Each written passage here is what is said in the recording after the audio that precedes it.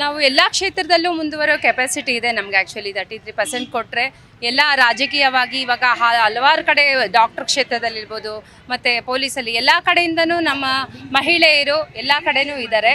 So 33% ಕೊಟ್ಟಾಗ ರಾಜಕೀಯವಾಗೂ ಬೆಳೆದುಬಿಟ್ಟು ನಾವು ಎಲ್ಲ ಕ್ಷೇತ್ರದಲ್ಲೂ ಅದಕ್ಕೆ ಒಂದು ಎಲ್ಲೋ ಒಂದು ಕಡೆ ಒಂದು ಸ್ಯಾಟಿಸ್ಫೈ ಮಾಡ್ದಂಗೆ ಆಗುತ್ತೆ. ಸೊ ಮೋದಿಯವ್ರಿಗೆ ಈ ಮುಖಾಂತರ ಕೇಳ್ಕೊಳ್ತಾ ಇದ್ವಿ 33% ರೈಸ್ ಮಾಡಿ ನಮಗೆ ಬೆಂಬಲ ಕೊಡಬೇಕು ಅಂತ ನಾವು ಈ ಮೂಲಕ ಕೇಳ್ಕೊಳ್ತಾ ಇದ್ವಿ. ಈಗ ಹೇಳಿದ್ರೆ ರಾಜಕೀಯ ಕ್ಷೇತ್ರದಲ್ಲಿ ಎಲ್ಲೋ ಒಂದು ಕಡೆ ರಾಜಕೀಯ ಕ್ಷೇತ್ರದಲ್ಲಿ 1-2 ಸಚಿವರಾಗುವಂಥದ್ದು ಅಷ್ಟಕ್ಕೆ ಸೀಮಿತ ಆಗಿದೆ. ಏನು ಹೇಳ್ತೀರಾ? ಮಹಿಳೆಯರನ್ನ ಎಷ್ಟು ಪ್ರೋತ್ಸಾಹ ಮಾಡಬೇಕು? ಖಂಡಿತವಾಗ್ಲೂ ಮಹಿಳೆಯರು ಪ್ರೋತ್ಸಾಹ ಸಿಕ್ಕಿದ್ರೆ ಅವ್ರು ಎಲ್ಲ ಕ್ಷೇತ್ರದಲ್ಲೂ ಮುಂದೆ ಬರ್ತಾರೆ. ಸೊ ಹಳ್ಳಿಗಳ ಕಡೆ ಎಲ್ಲ ಕಡೆನೂ ನಮ್ಮ ಮಹಿಳೆಯರಿಂದಾಗ ನಾವು ಈಸಿಯಾಗಿ ಅಪ್ರೋಚ್ ಮಾಡ್ತೀವಿ ಎಲ್ಲ ಕಡೆನೂ. ಮತ್ತು ಅವರು ಒಂದು ಕಡೆ ಮುನ್ನಡೀತಾ ಇದ್ದರೆ ಹಿಂದ್ಗಡೆ ನಮಗೂ ಒಂದು ಬ್ಯಾಕ್ ಸಪೋರ್ಟ್ಸ್ ಇದ್ದಾಗಿರುತ್ತೆ ನಮಗೂ. ಸೊ ಮುಂದುವರೆಯೋಕ್ಕೆ ಅವಕಾಶ ಆಗುತ್ತೆ. ದಯವಿಟ್ಟು ನಮಗೆ 33% ರೈಸ್ ಮಾಡಿಕೊಡ್ಬೇಕಾಗಿ ಕೇಳ್ತೀವಿ. ನಾವು ಮೋದಿಜಿಯವರು ಹೆಣ್ಮಕ್ಳಿಗಾಗಿ ತುಂಬಾ ಅವಕಾಶಗಳು ಮಾಡಿಕೊಡ್ತಾ ಇದ್ದಾರೆ. ಅದರಲ್ಲಿ 33% ಅನ್ನೋದು ಒಂದು ಅದನ್ನು ಖಂಡಿಸ್ತಾ ಇರೋ ನಮ್ಮ ವಿರೋಧ ಪಕ್ಷಗಳಿಗೆಲ್ಲ ಧಿಕ್ಕಾರ ಆಗ್ತಾ ಇದ್ದೀವಿ. ಇಲ್ಲಿ ಬಂದಿರೋ ಯಾವುದೇ ಲೇಡೀಸ್ ಆಗಲಿ ಯಾವುದೇ ಪಕ್ಷವಾಗಿ ಬಂದಿಲ್ಲ, ಪಕ್ಷೇತರವಾಗಿ ಮಹಿಳೆಯರಿಗೆ ನ್ಯಾಯ ಕೇಳೋಕ್ಕೆ ಬಂದಿರೋದು. ಇದು ನ್ಯಾಯ ನಮಗೆ ಸಿಕ್ಕಿಲ್ಲ ಅಂದರೆ ಎಲ್ಲಿವರೆಗೂ ಬೇಕಾದರೂ ನಾವು ಹೋರಾಟ ಮಾಡೋಕ್ಕೆ ಸಿದ್ಧವಾಗಿದ್ದೀವಿ. ಇಲ್ಲಿಂದ ಬಂದಿದ್ದೀರಾ, ಮೀಸಲಾತಿಗೋಸ್ಕರ ಹೋರಾಟ ಮಾಡ್ತಿದ್ದೀವಿ, ಏನು ಹೇಳ್ತೀರಾ? ಮೇಡಮ್, ನಾವು ಪದ್ಮನಾಭ ನಗರ ಅಶೋಕ್ ಕಾನ್ಸ್ಟಿಟ್ಯೂನ್ಸಿಯಿಂದ ಬಂದಿದ್ದೀವಿ. ನಾನು ಅಲ್ಲಿ ಮಹಿಳಾ ಮೋರ್ಚಾ ಅಧ್ಯಕ್ಷರಾಗಿದ್ದೀನಿ. ಇವರೆಲ್ಲ ನಮ್ಮ ಪಕ್ಷದ ಕಾರ್ಯಕರ್ತರಾಗಿದ್ದಾರೆ. ಏನು ನಮ್ಮ ಮೋದಿಜಿಯವರು ನಮ್ಮ ಮಹಿಳೆಗೆ ಲೋಕಸಭೆಗೆ 33% ಅಂದರೆ 2/3 211 ಜನ ಇರುವಂಥ ಸಮಿತಿಲಿ ಒಬ್ಬರು ಕೂಡ ಮೀಸಲಾತಿ 33%ಗೆ ಯಾರೂ ಮಂಜೂರಾತಿ ಕೊಡಲಿಲ್ಲ ಮೇಡಮ್. ಅದು ಮಹಿಳೆಗೆ ಎಲ್ಲ ಮಹಿಳೆಯರಿಗೂ ಕೂಡ, ದೇಶದ ಎಲ್ಲ ಮಹಿಳೆಯರಿಗೂ ಕೂಡ ದುಃಖ ತಂದಂಥ ವಿಷಯ.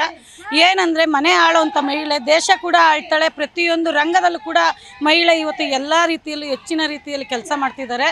ಒಂದು ಮಹಿಳೆ ಮನೆಯಿಂದ ಹಿಡಿದು ರಾಜಕೀಯದಿಂದ ಹಿಡಿದು ಕೆಲಸದಿಂದ ಹಿಡಿದು ಎಲ್ಲ ನಿಭಾಯಿಸೋ ವೇಳೆಯಲ್ಲಿ 33% ಕೊಟ್ಟಂಥ ನಮ್ಮ ಮೋದಿಜಿ ಅವ್ರಿಗೆ ನಾವು ಜೈ ಹೇಳ್ತೀವಿ, ಜೈಕಾರ ಕೂಗ್ತೀವಿ.